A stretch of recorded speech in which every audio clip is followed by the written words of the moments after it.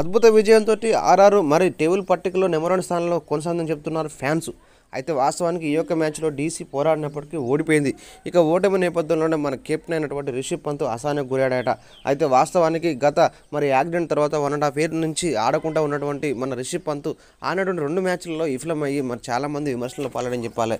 పంజాబ్ పైన 10 రన్స్ కొట్టినటువంటి రిషబ్ పంత్ అదేవిధంగా మరి సెకండ్ మ్యాచ్లో కూడా మరి దర్దాపు మరి కేవలం 24 రన్స్ కొట్టి మరి విమర్శలు పాలయ్యాడని చెప్తున్నారు. అయితే ఈ యొక్క మరి తను ఆడినప్పుడు తక్కువ స్కోర్కి అవుట్ కావడంతో ఒక్కసారిగా బ్యాట్ను నేలపైన విసిరేసి మరి అసహనానికి గురి చేసినట్ట.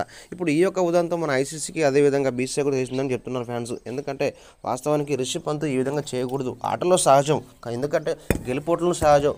ఒక బ్యాట్స్మెన్ ఒకసారి ఆడొచ్చు, ఒకసారి ఆడకపోవచ్చు, కానీ ఈ విధంగా మరి ప్రవర్తన చేయడం కరెక్ట్గా అని చెప్తున్నారంట మన బీసీసీఐ గుర్రు అందంట మన రిషబ్ పంత్ అంతా.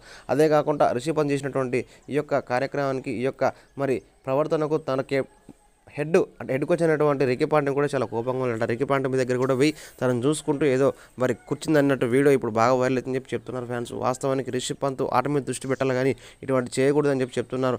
వాస్తవానికి తను 1.5 ఇయర్ తర్వాత మళ్ళీ గ్రౌండ్లోకి అడుగుపెట్టినప్పటికీ ఒక నిబద్ధతతో బ్యాటింగ్ చేస్తే తప్పకుండా సక్సెస్ అవుతాం, కానీ ఎంతో ఆక్రోషంగా పోయి ఆడితే మాత్రం విఫలమవుతుందని చెప్తున్నారు. అయితే నెక్స్ట్ మ్యాచ్లో తప్పకుండా మరి బ్యాట్ జులిపించాలని చెప్పి తన అభిమానులు కోరుకుంటున్నారు. వాస్తవానికి రిషబ్ పంత్ అటాకింగ్ ఆడుతూ అదరగొట్టి రిషబ్ పంత్ తప్పకుండా మరి ఫామ్ అందుకోవాలని చెప్పి అతని అభిమానులు ఆశాభావం వ్యక్తం చేస్తున్నారు.